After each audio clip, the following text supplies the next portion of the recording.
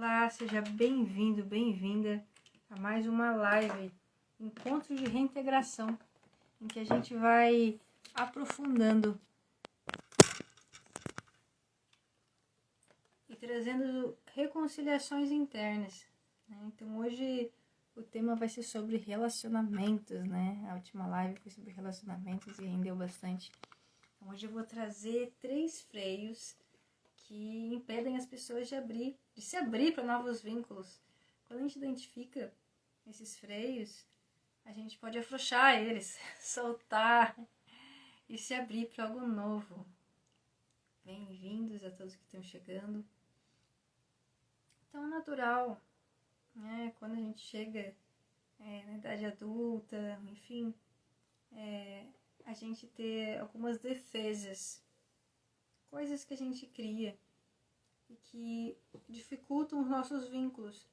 Isso pode ser vínculos amorosos, pode ser vínculos de uma amizade mais aprofundada, pode ser que evite vínculos até com clientes, né?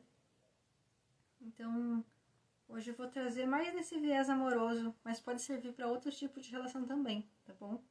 Esses 3 freios que impedem as pessoas de se abrir para novos vínculos. Não sei se já aconteceu com vocês, se vocês estarem se conectando com alguém e de repente surge um muro, surge uma retração, surge um desvio de olhar para não aprofundar o olhar, ou surge um desconforto, né? Isso pode se dar também por uma solidão, um isolamento, né? Então hoje eu vou falar desses 3 freios aqui, já começando com vocês. E se vocês tiverem qualquer pergunta, podem trazer aqui no meio, que a gente olha, tá bom? O importante da live é isso, que ela é viva. Então, é uma surpresa que pode acontecer. Então, primeiro, antes de tudo, quero dizer que antes da gente iniciar qualquer coisa, existe uma base livre. Uma grande abertura dentro de nós. A gente tem uma liberdade ampla. E dessa liberdade ampla, surgem personagens que a gente cria. A gente cria várias identidades. A gente cria maneiras de interagir no mundo. A identidade de filha, de filho, a identidade de pai, identidade de profissional. Eu sou profissional assim. A identidade de uma linhagem religiosa, né? Eu pertenço a essa linhagem, né? Então, todos os grupos que a gente frequenta, a gente tem identidades diferentes. E às vezes no amor, numa relação com as pessoas de forma amorosa, a gente também assume uma identidade, né? Mas antes da gente criar essas identidades, esses personagens, exige uma base de abertura, uma base de liberdade. Tá? Então, assim, qual que é a primeira identidade que a gente cria, né? Então, a gente primeiro cria um personagem que é para conseguir pertencer ao nosso clã familiar. Então, aqui, vamos supor, imagina que aqui está a mãe, o pai.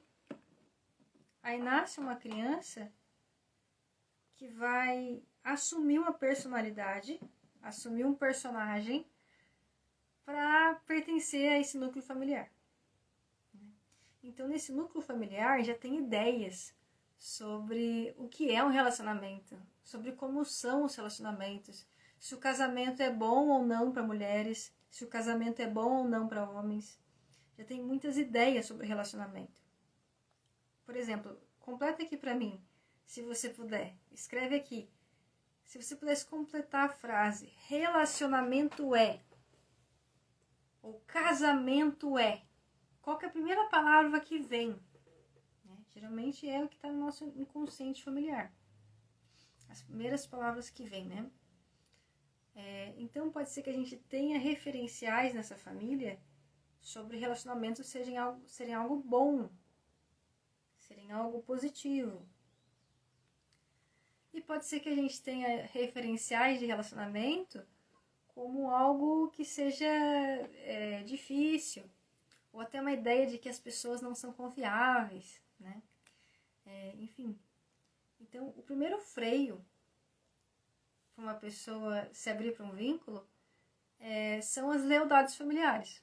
Então, porque, por exemplo, se aqui nessa família, né, tem um padrão de não realização no relacionamento, aí essa pessoa tem a oportunidade de viver uma relação diferente. Tá aqui. Então, para essa pessoa se realizar mais nas relações, ela vai ter que se afastar dos padrões familiares. Quando ela se afasta dos padrões familiares, ela se sente sendo infiel aos padrões. Então, o primeiro freio que dificulta uma entrega nas relações é quando, se essa realização amorosa significar uma infidelidade familiar. Infidelidade é um padrão. Se nessa família as pessoas não se realizaram no casamento, um filho, uma filha que se realiza no casamento pode se sentir culpado. Se está vinculado a esse personagem de pertencer a esse grupo familiar, né? Outras lealdades familiares também podem acontecer e ser um freio, né? Então, por exemplo, aqui caiu um bonequinho, né? Então aqui faleceu o pai, por exemplo, né? Eu nem fiz ele caiu sozinho. Então aqui, se falece um pai, e aí esse filho ou filha assume o lugar de marido da mãe. Aí, por causa disso, não consegue se relacionar. Porque tem uma fidelidade aqui, uma lealdade. Então, como é que vai casar duas vezes? Se já está casado com uma pessoa, como é que vai casar de novo, né? Então, o freio, esse primeiro freio, né, das lealdades familiares também atua dessa forma. Eu ser leal a uma pessoa da minha família, que eu estou no nível psíquico casada, estou servindo essa pessoa. Então, eu não posso deixar essa pessoa sozinha. Se eu sair, se for embora, essa pessoa vai ficar sozinha, olhando para esse luto. E eu não quero isso, eu quero que ela fique comigo, que ela fique bem. Então, às vezes é uma modalidade de amor cego, né? É uma lealdade familiar. Então, o primeiro freio que impede as pessoas de se abrir ao vínculo são lealdades familiares. Aqui eu dei alguns exemplos, né? Mas tem infinitos exemplos de lealdades familiares que dificultam as pessoas a se abrirem para vínculos.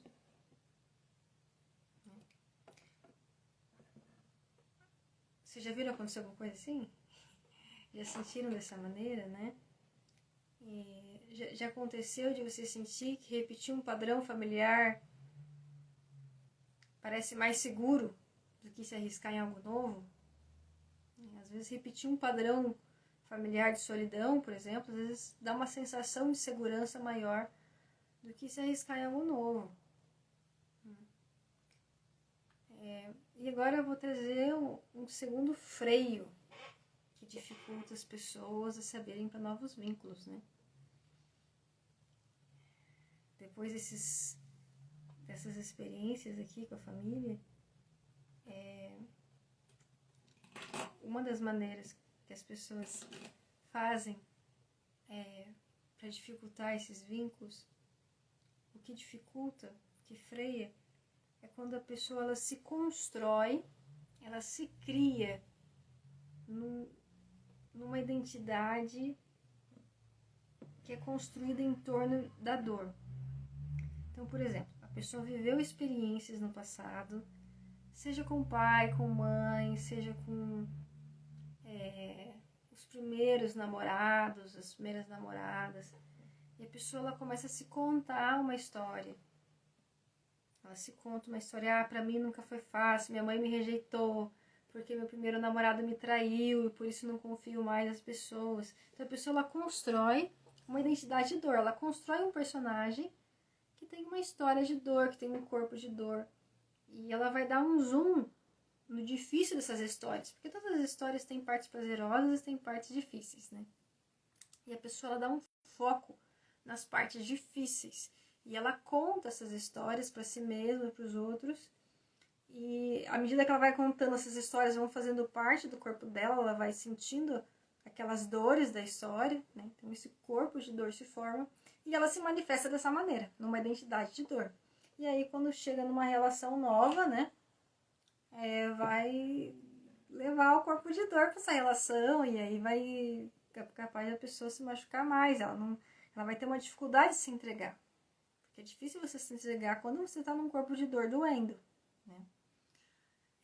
Mas o que eu quero dizer é que da mesma maneira como você constrói um corpo de dor através da repetição de histórias, você pode construir um corpo de abertura, um corpo de liberdade, você pode construir o teu corpo de várias maneiras. A gente tem a ideia que é algo muito fixo, que a nossa dor é uma coisa muito sólida.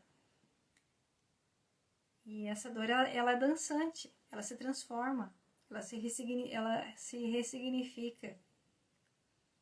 Então, se você está muito tempo sozinha, não ache que vai ficar sozinha para sempre. Não pense dessa maneira. Porque esse corpo de dor, ele é um corpo móvel. A gente é orgânico, a gente é biodegradável. E esse corpo energético que se cria pelas histórias, ele também é móvel. Então, a tua história pode mudar. A maneira como você olha para a tua história pode mudar. Então, aí a gente pode se perguntar, né? Existe alguma dor que virou parte da sua forma de se reconhecer? Alguma dor que meio que te define, que você usa como definição? Não, eu sou assim por causa disso. Eu sou assim por causa desse divórcio. Eu sou assim por causa que meu pai foi embora. Existe alguma dor que você se identifica, né? Como se isso fosse você? Você consegue ver? Porque às vezes a gente passa tanto tempo se identificando com uma dor que a gente acha que a gente é aquilo. E na verdade não, porque inclusive tem dores que a gente tinha quando criança que a gente não tem mais hoje. Não tem algumas coisas que doeram pra gente quando eram criança e que hoje não doem mais? Por exemplo, uma amiguinha que parou de falar com você, que naquela época parecia uma coisa muito grande e que agora não parece mais? Não tem muitas dores que perderam significado pra ti? Nossa, eu vi como eu sofri no vestibular quando eu fazia. Nossa, agora isso não significa nada. Não tem assim, nem lembro mais disso.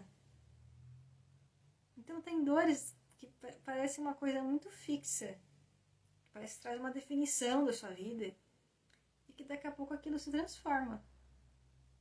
Então talvez tenha uma dor que caminhe contigo hoje, que você pense que faz parte de ti, que faz parte do seu DNA, não, eu sou isso por causa disso. E na verdade isso é só um corpo de dor que você criou. E você pode criar outros corpos, né? Você pode criar outras narrativas, você pode criar outras maneiras de se manifestar numa relação com alguém. Assim como você já criou. Você já fez isso. Então agora, falei até agora de 2 freios, né? Que impedem as pessoas a se abrir para uma relação amorosa. Então o primeiro freio é as lealdades ao sistema familiar. A pessoa ela é leal à família, né? E se ela se permitir, ela vai ser desleal. Aí o segundo freio, né? Que freia as pessoas para se lançar numa nova experiência, para se jogar no mar e ver o que acontece. O segundo freio é uma identidade. A pessoa assume um personagem de dor. Né? Porque eu sempre me envolvi com homens narcisistas. Porque as pessoas, elas abusam. Porque eu amo demais e as pessoas amam de menos. A pessoa assume um corpo de dor. Já viram isso? Ou já se viu fazendo isso? Eu já fiz muito. Porque o corpo de dor, ele gera uma energia também. Você se torna mais existente. Quando você se afirma, eu sofri por causa disso e tal, você sente que você está existindo daquela maneira. E aí, se você solta a dor, quem é você sem a dor? Quem seria você sem essa história toda? Que grande abertura é você, além dos personagens que você cria. E aí agora eu vou trazer o terceiro freio. Terceiro freio que trava as pessoas na hora de se relacionar. Eu tô falando aqui 3 freios que me veio na cabeça, que eu lembrei dos meus clientes, né? Mas pode ser que tem outros freios aí que eu... Mas tô trazendo aqui. Terceiro freio que dificulta as pessoas a se relacionar. É o orgulho. Então, assim, a pessoa acha que ela não precisa de ninguém. É orgulho de não precisar de ninguém. O que que acontece? Geralmente isso acontece lá na terra infância primeiro, né? Então a pessoa, ela acontece alguma coisa que entre ela e os pais, em que ela se sente rejeitada pela mãe ou pelo pai, ou pelos dois. E aí ela entra, quando a pessoa se sente rejeitada, ela sente raiva. Aí essa raiva vira uma estratégia, né? Então eu não preciso do meu pai e da minha mãe. Eu não precisava deles mesmo. Eu não preciso deles. Então aí entra nesse lugar de uma arrogância. Eu nem queria mesmo. E aí quando ela vai para uma relação, essa pessoa ela acaba projetando a mesma coisa. Tipo, eu não preciso de uma relação, não preciso de você. Posso ficar com você casualmente, mas não preciso de você. Então esse orgulho, essa maneira de eu dou conta sozinha, né? Ou de pensar, não, se eu depender dessa pessoa eu vou me machucar, né? Isso se torna também um personagem orgulhoso, uma identidade de defesa, né? Que a pessoa acaba se isolando, porque ela não precisa de ninguém. Então ela cria essa narrativa que não precisa de ninguém, se isola dessa maneira. Então, para quem tem esse freio, né, pode se perguntar assim, né? Você sente que confiar em alguém vai te colocar num lugar vulnerável? Vai te fazer parecer fraca? Como é que é a ideia para ti de confiar em alguém?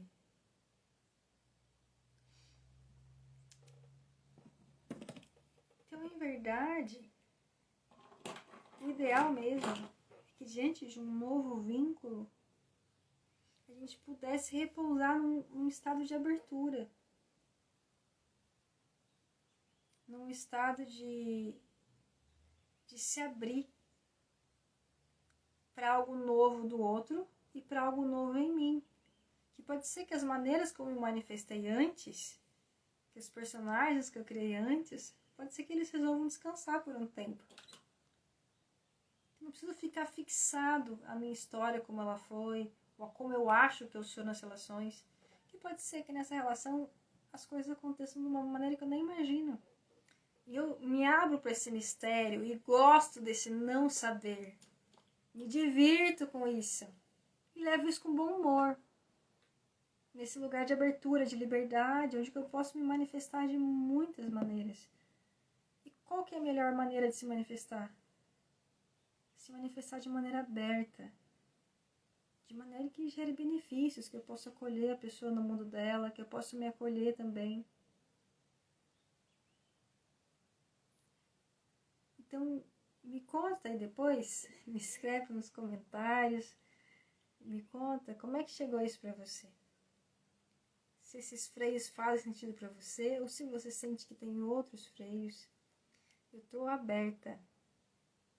O que importa é você saber que você tem um espaço amplo de liberdade.